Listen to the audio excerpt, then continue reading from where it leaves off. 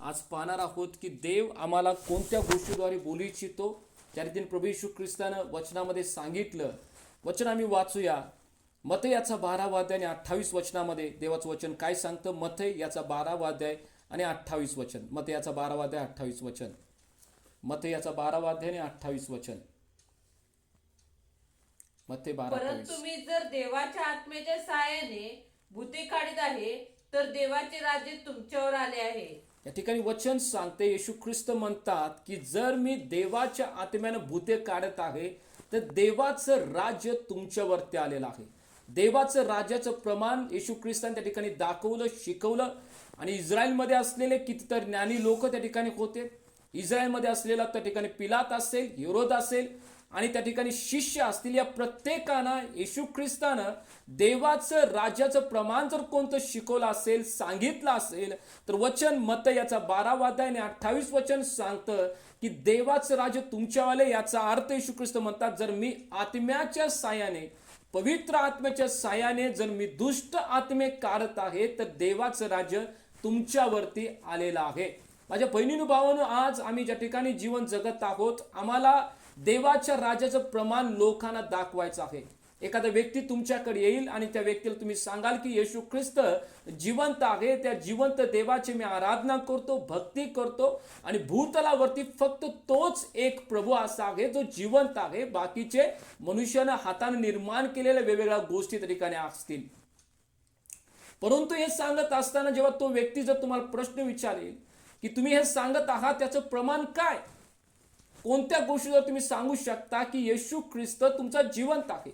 Mark याचा 16वा अध्याय आणि 20 वचनामध्ये त्या ठिकाणी येशू ख्रिस्त कोणत्या गोष्टी अशा सांगतो, शिकवतो की त्याचं तो प्रमाण देतो, त्याची उपस्थिती तो दाखवतो. येशू ख्रिस्त जिवंत आहे. जे वचन आम्ही शिकवत आहोत, जे वचन आम्ही लोकांना सांगतो की येशू ख्रिस्त जिवंत आहे, एकच प्रभू आहे, मरणातून तिसऱ्या दिवशी तो उठला, या सर्व गोष्टी आम्ही शिकवत असताना कोणती अशी गोष्ट प्रामुख्यानं त्याच्या राज्याविषयी सांगितली जाते. मार्क याचा 16वा अध्याय आणि 20 वचनामध्ये त्या ठिकाणी दिलेला आहे. मार्क याचा 16वा अध्याय 20 वचन.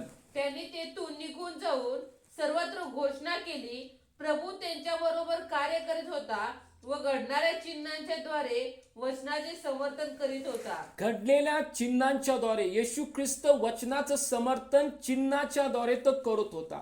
सेवा कार्यामध्ये सेवा कार्य मोठ्या रीतीनं प्रभावी होण्यासाठी दोन गोष्टीची महत्व असणं आवश्यक आहे.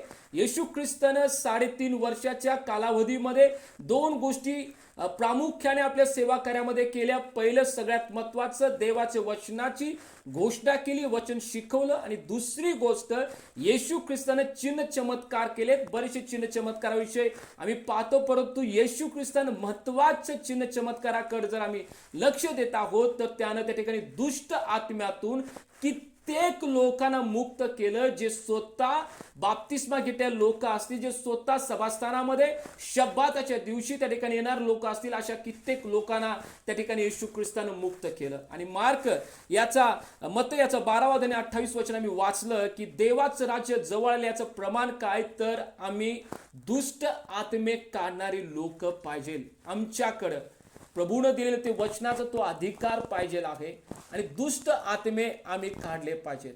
ठीक आहे, तर दुष्ट आत्मे आम्ही समजून घेऊया. हे दुष्ट आत्मे आले कुठून, हे दुष्ट आत्मे कुठून आले होते. जर आम्ही पाहिलं माझ्या बहिणी भावांनो दुष्ट आत्म्याविषयी, तर पहिली सगळ्यात महत्वाची गोष्ट, दुष्ट आत्मे आले कुठून, तर जेव्हा सैतानाला आणि जो लुसिफर आम्ही त्याला म्हणतो, जेव्हा त्यानं देवाच्या विरुद्ध बंड केला आणि जेव्हा त्याला स्वर्गातून टाकण्यात आलं, त्याच्याबरोबर जे 1/3 जे देवदूत होते, ज्यांनी त्या लुसिफरच्या संगती राहून परमेश्वर बाप याच्या विरुद्धात ज्यानं बंड केला, असे दुरात्मे त्या ठिकाणी या भूतलावरती आलेत.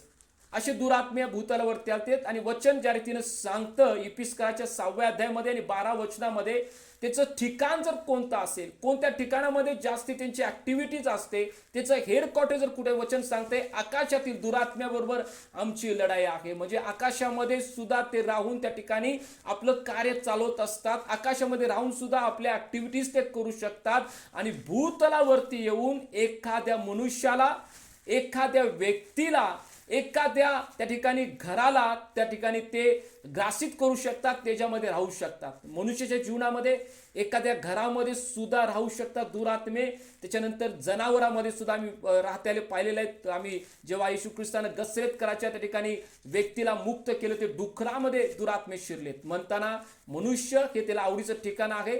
त्याच्यानंतर एखाद्या घरामध्ये सुद्धा राहतात. आणि आम्ही सांगितले, मी शिकवलेलं आहे चर्चमध्ये सुद्धा, एखाद्या घरात जर दुरात्मा राहतोय तर कोणकोणते चिन्ह त्या घरामध्ये असतात आणि कोणकोणत्या प्रकारे त्या घरातून दुरात्म्याला आम्ही पळवून लावू शकतो, कोणकोणत्या प्रकारे ते घर आम्ही दुरात्म्यातून मुक्त करू शकतो, आम्ही पाहिलेलं आहे. आणि तिसरी गोष्ट, जनावरांमध्ये सुद्धा दुरात्मा त्या ठिकाणातून शिरतो. दुसरी गोष्ट, हा दुरात्मा यायचं ठिकाण याच्याविषयी पवित्र शास्त्रामध्ये नोंद नाही आहे, परंतु जे पवित्र शास्त्राचे स्कॉलर आहेत, अभ्यासुक लोक आहेत, ते सांगतात हे जे दुरात्मे आहेत, आदामाच्या अधोकर सुद्धा एक प्रजाती होती, मानव होते आदामाच्या अधोकर सुद्धा. उत्पत्ती याचा पहिला अध्याय आणि पहिलं वचन जर आम्ही ठिकाणी वाचणार आहोत, वचन काय सांगते, उत्पत्ती याचा पहिला अध्याय आणि पहिलं वचन, आणि दुसरं वचन सुद्धा आम्ही वाचणार आहोत, पण उत्पत्ती याचा पहिला अध्याय पहिलं वचन आम्ही वाचूया. प्रारंभी देवाने आकाश व पृथ्वी ही उत्पन्न केली. वचन सांगते, प्रारंभी देवाने आकाश आणि पृथ्वी निर्माण केली. प्रारंभी सुरुवातीला देवापानं आकाश आणि पृथ्वी निर्माण केली. दुसरं वचन काय सांगतंय, आणि पृथ्वी आकारविरहित व शून्य होती. आता या ठिकाणी लिहिलंय की दुसरं वचन सांगते की पृथ्वी आकारविरहित आणि शून्य होती. पहिलं वचन सांगते प्रारंभी परमेश्वराने आकाश आणि पृथ्वी निर्माण केली, पण दुसऱ्या वचनामध्ये लिहिले पृथ्वी आकारविरहित होती. माझ्या बहिणीने भावांनो समजून घ्या, यासाठी आम्ही मागल्या काही 4 भागांमध्ये 4 आठवड्यामध्ये पवित्र शास्त्राचा विशेष प्रकारे अभ्यास कसा केला पाहिजे हे आम्ही पाहिलं होतं. आता समजून घ्या, पहिलं वचन आणि दुसऱ्या वचनामध्ये हजारो वर्षाचा गॅप आहे.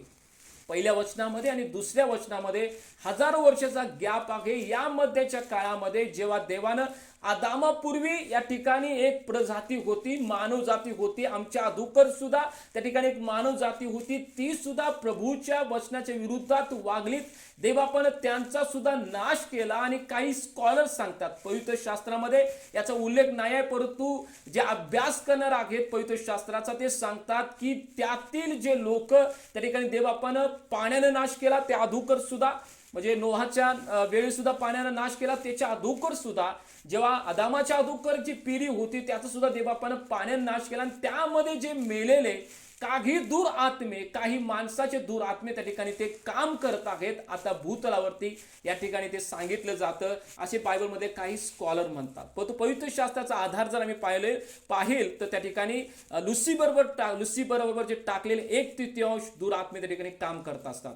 आणि काही लोकांचा गैरसमज त्या ठिकाणी असतो की एखादा व्यक्ती, त्याचा प्रिय व्यक्ती, त्यांचा वडील असेल, त्यांची आई असेल, त्यांचा भाऊ असेल, जेव्हा ते मरतात, मेल्यानंतर ते म्हणतात की रात्रीच्या वेळेमध्ये माझ्या स्वप्नामध्ये आलेत, रात्रीच्या वेळेमध्ये माझ्या स्वप्नाशी ते काही गोष्टी बोललेत, मला नैवेद्य टाकण्यासाठी सांगितलं, मला ह्या गोष्टी करण्यासाठी सांगितलं. काही व्यक्ती आली, माझे प्रिय व्यक्ती आले, त्यांनी म्हटले अरे का ते येशूकडे तू गेलायस, आमचा धर्म कुठला, आमचं जात कुठलं. आणि माझी आई माझ्या स्वप्नात येऊन बोलली, माझा वडील माझ्या स्वप्नात येऊन बोलला, माझा काका माझ्या स्वप्नात येऊन बोलला.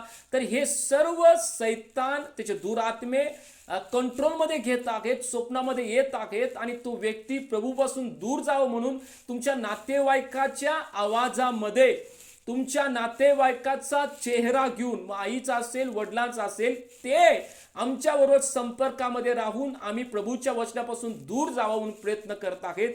एखादा व्यक्ती जो मरतो, जो मातीच्या आड जातो, न्यायाशिवाय तो उठवला जाणार नाही. त्या ठिकाणी मातीचे शरीर गेलेलं आहे, पण त्याचा आत्मा अधोलोकामध्ये असतो. जर त्यानं देवाचं वचनाचा स्वीकार केला नाही, प्रभूला आपलं जीवन दिलं नाही, तर तो अधोलोकामध्ये असतो. आणि न्यायाशिवाय जो शेवटचा न्याय होईल, प्रकटीकरणाच्या 22व्या अध्यायामध्ये जो शेवटचा न्याय असेल, त्याच्याशिवाय कुठलाही आत्मा जो मेलेला आहे, जो शरीरामध्ये होता, तो भूतलावरती येत नाही. ही गोष्ट तुम्ही समजून आज घ्यावी माझ्या बहिणी भावांनो. म्हणून जर कुणाच्याही स्वप्नामध्ये नातेवाईक येत असेल, वडील येत असेल, आई येत असेल आणि म्हणत असेल मला नैवेद्य ठेव, मला या गोष्टी कर, मला त्या गोष्टी कर, तुम्ही समजून घ्या ते तुमचे नातेवाईक नसून दुरात्मे अशा गोष्टीचा गैरफायदा घेऊन तुमच्या भावनांशी, तुमच्या इमोशनलशी ते खेळत आहेत आणि तुम्ही त्याच्यापासून वाचावं ही देवाची त्या ठिकाणी इच्छा आहे.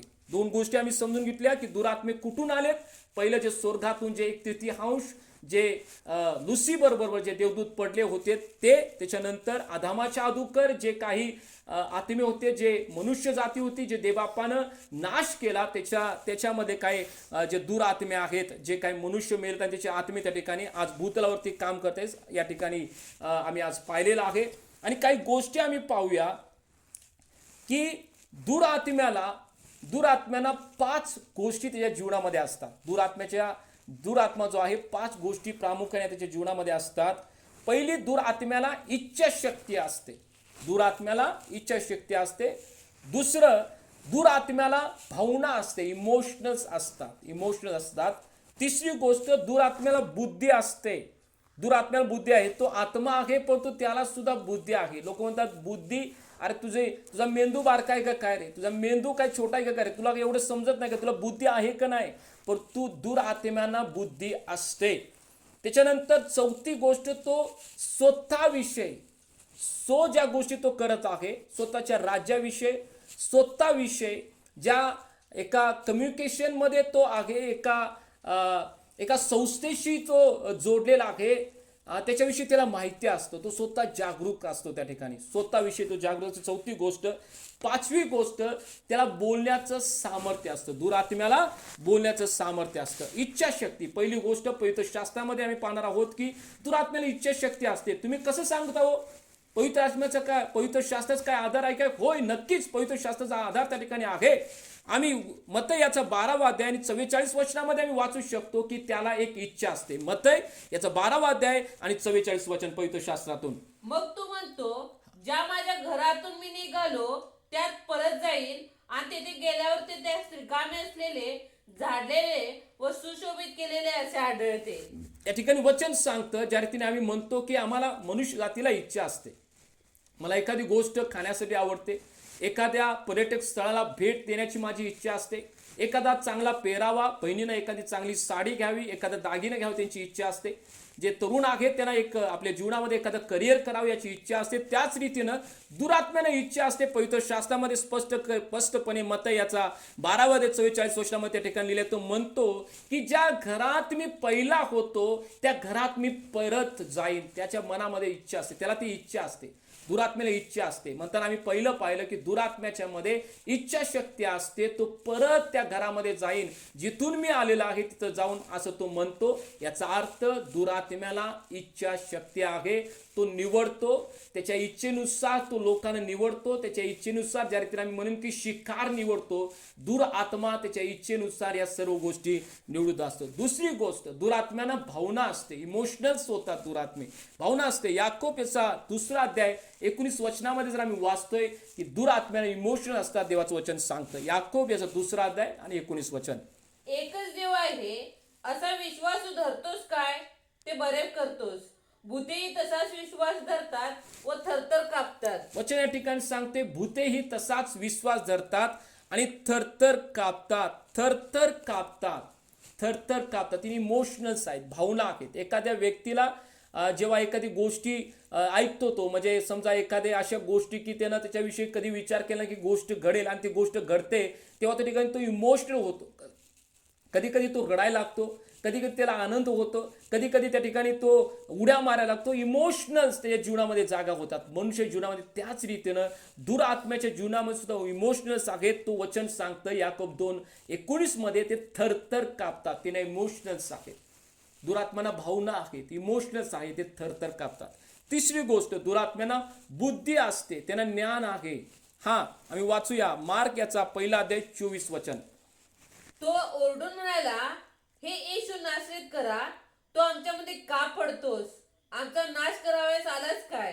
तू कोण आहेस हे मला ठाऊक आहे. देवाचा पवित्र तो तूच.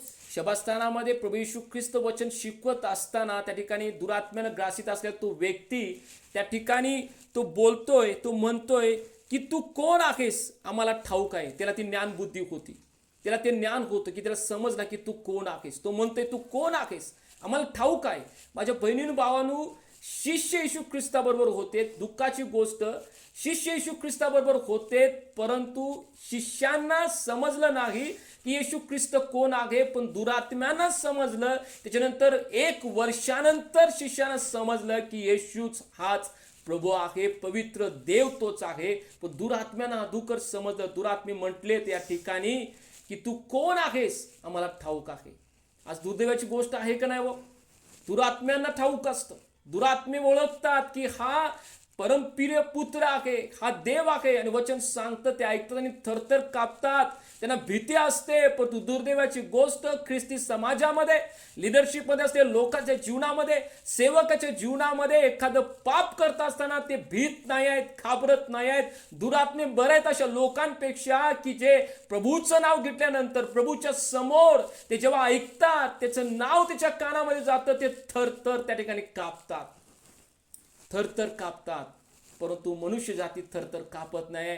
दुरात्मे प्रभूला ओळखतात, देवाच्या सेवकाला ओळखतात, सत्याच्या सेवकाला ते ओळखतात. पण विश्वासणारे लोक सत्याच्या सेवकाला ओळखू शकत नाही आहेत. आज की तर विश्वासणारे लोक भ्रमाच्या नादी लागून, चुकीच्या गोष्टीच्या नादी लागून विश्वासापासून बहकत आहेत आणि सत्यामध्ये न चालता चुकीच्या ट्रॅकमध्ये आपलं जीवन ते जगत आहेत. दुरात्मे ओळखतात की सत्याचा सेवक कोण आहे, परंतु विश्वासणाऱ्या लोकांना सुद्धा ओळखता कधी कधी येत नाही आहे. ही दुर्दैवाची गोष्ट असे. दुरात्म्यांना बुद्धी असते. तिसरी गोष्ट आम्ही पाहिलेली आहे, दुरात्मे जागृत असतात स्वतःविषयी. ज्या एका संस्थेशी ते आहेत, एक त्यांना जबाबदारी दिलेली आहे, काम दिलेलं आहे, त्याच्याविषयी ते जागरूक असतात. आम्ही वाचूया पवित्र शास्त्रामधून मार्क याचा 5वा अध्याय आणि 9 वचन काय सांगते. मार्क याचा 5वा अध्याय 9 वचन. त्याने त्याला विचारले, तुझे नाव काय? त्याने उत्तर दिले, माझे नाव सैन्य, कारण आम्ही पुष्कळ आहोत. त्या ठिकाणी वचन सांगते, त्या ज्या गसरेतकराचा जो व्यक्ती होता, ज्याच्यामध्ये दुरात्मे ग्रासित होता तो, आणि वचन सांगते कमीत कमी 2000 त्या ठिकाणी दुरात्मे होते, तर सैन्य होतं म्हणतोय.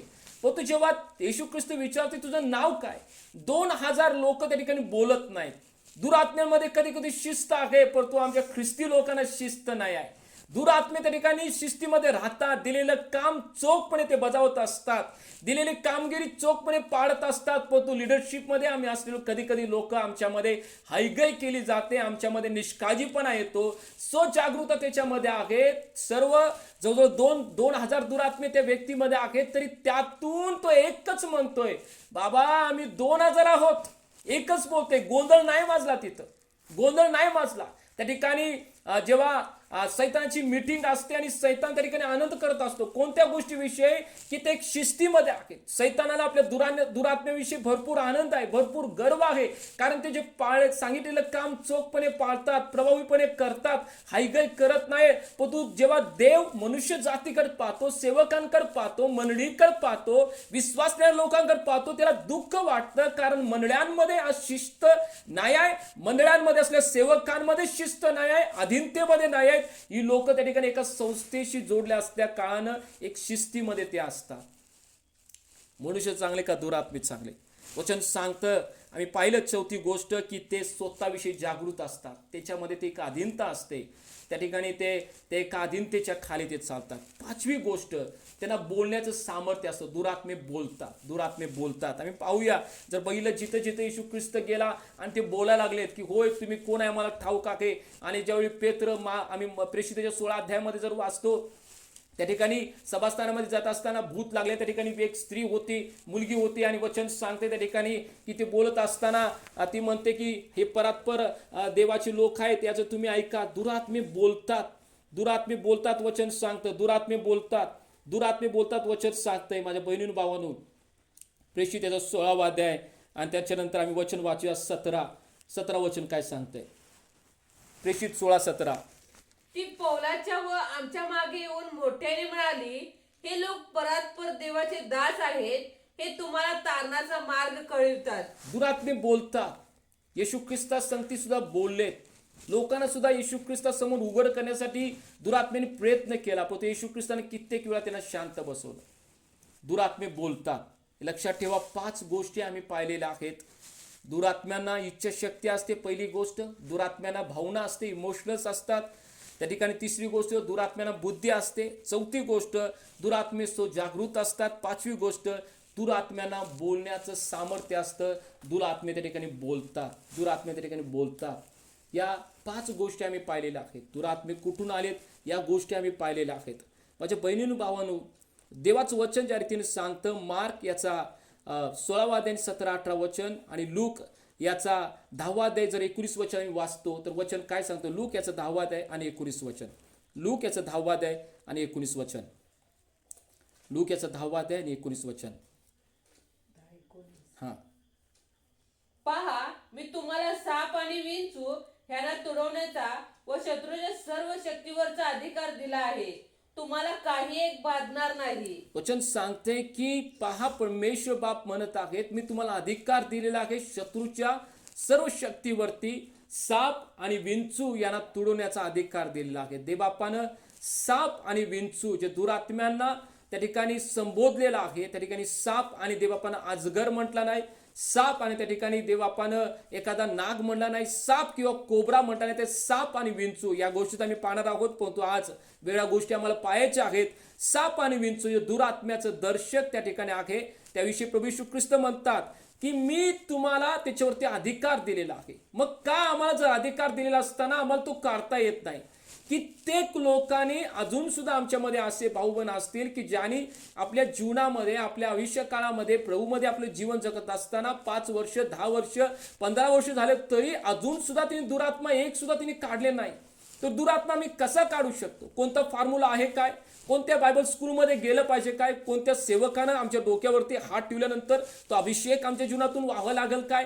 कोणत्या फॉर्म्युला आहे? कोणत्या गोष्टी आहेत की ज्याच्याद्वारे आम्ही सुद्धा दुरात्मा काढू शकतो? मत्तय याचा 17 अध्याय 21 वचनामध्ये काय लिहिले आम्ही पाहणार आहोत. मत्तय याचा 17 अध्याय आणि 21 वचन. तरी पण प्रार्थना व उपवास ह्या वाचून असल्या जातीचे भूत निघत नाही. येशू ख्रिस्त स्पष्टपणे म्हणतात. 2 प्रामुख्याने गोष्टी आज आम्ही पाहणार आहोत. पहिली गोष्ट त्याच्यामध्ये की दुरात्मा जर आम्हाला काढायचा आहे, कोणती डिग्री आमच्याकडे पाहिजे आहे, कोणती बॅचेस आमच्याकडे पाहिजे आहेत, कोणत्या गोष्टीची आवश्यकता आहे. सर्वात महत्वाची गोष्ट, असा जो व्यक्ती दुरात्मे काढू इच्छितो, दुरात्म्यावरती ज्यांना प्रभुत्व पाहिजे आहे. आणि लूक याचा 10 अध्याय 17 वचनामध्ये शिष्य म्हणतात की प्रभूजी आम्हाला दुष्ट आत्मे वंश होता. जर दुष्ट आत्मे तुम्हाला जर वंश झाले पाहिजे तर त्या व्यक्तीचं जीवन उपवास आणि प्रार्थनेमध्ये तो जीवन जगणारा व्यक्ती पाहिजे आहे.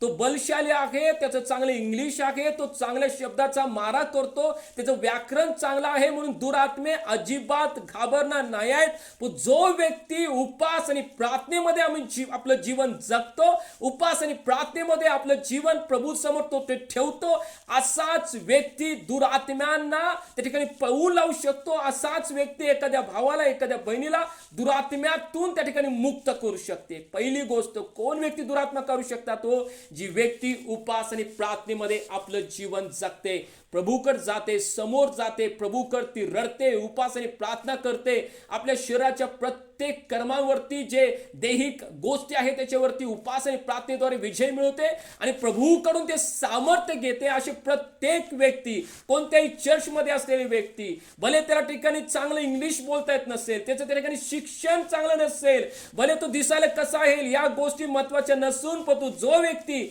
उपवास आणि प्रार्थनेमध्ये आपलं जीवन जगतो तो व्यक्ती अशा भूतांना काढू शकतो, अशा दुरात्म्यांना काढू शकतो, अशा लोकांना तो मुक्त करू शकतो.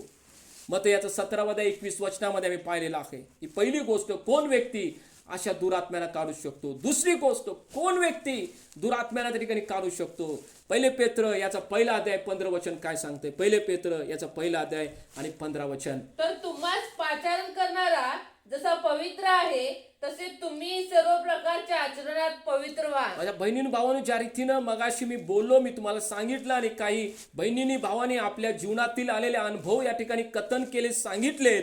माझ्या बहिणी भावाने, जो व्यक्ती आपल्या जीवनामध्ये पावित्र्यामध्ये राहतो, पवित्र जीवन जगतो, मी उपवास प्रार्थना तर करत आहे, मी आठवड्यातून 2-3 वेळा उपवास प्रार्थना करतोय, परंतु माझ्या जीवनामध्ये जर पवित्रता नाही आहे तर मी त्या ठिकाणी दुरात्मा काढू शकत नाही. मी जर एखाद्या गुप्त पापामध्ये असेल, माझ्या जीवनामध्ये गुप्त पाप, माझ्या नेत्राच्या द्वारे, माझ्या विचाराद्वारे, माझ्या व्यवसायामध्ये, माझ्या बोलण्यामध्ये कोणतंही असं गुप्त पाप माझ्या जीवनामध्ये आहे, जर मी करत आहे, कोणतेही दुरात्मे त्या ठिकाणी मी काढू शकत नाही आहे. आणि काही मागल्या दिवसापूर्वी, 2 दिवसापूर्वी एक भाव माझ्याशी जो बोला की म्हटले जे ते सेवक आमचा आहे, किती तर मिराकल्स त्याच्या जीवनाद्वारे होत होते, इथे चमत्कार त्यांच्या जीवनात होत होते, परंतु आता त्यांच्या जीवनातून ते होत नाही.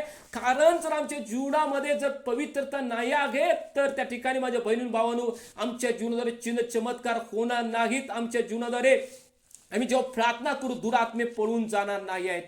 म्हणून जर आम्ही पवित्र्यामध्ये जीवन जगतोय, तर नक्कीच दुरात्मे निघून जातील, पळून जातील. कारण 1 Corinthians 3:16 मध्ये देवाचं वचन सांगतं, तुमचं शरीर माझं मंदिर आहे आणि माझा आत्मा तुम्हामध्ये वास करतो. जेव्हा एखाद्या दुरात्म्यानं ग्रासित असलेल्या कुटुंबामध्ये आम्ही जातो, एका व्यक्तीकडे जात आहोत, आमच्यामध्ये असलेला देवाचा आत्मा पाहून दुरात्मे पळून जातात. आम्ही कोणीतरी आहोत म्हणून नाही, पण देवाचा आत्मा आमच्यामध्ये आहे. मग देवाचा आत्मा कुणामध्ये राहतो? जे लोक आपलं शरीर जे देवाचं मंदिर आहे, जे शुद्ध राखतात, पवित्र राखतात, अशाच लोकांमध्ये देवाचा आत्मा राहतो. मी अन्य भाषा बोलत असेल, पण तरी सुद्धा माझ्या जीवनामध्ये पवित्र जीवन नाही आहे, तर मी स्वतःला तपासावं, खरोखर आलेले अन्य भाषा पवित्र आत्म्यापासून आलेल्या आहे का, मी कोणत्या इतर भाषेमध्ये बोलत आहोत, इतर दुरात्मा मला चालवत आहे.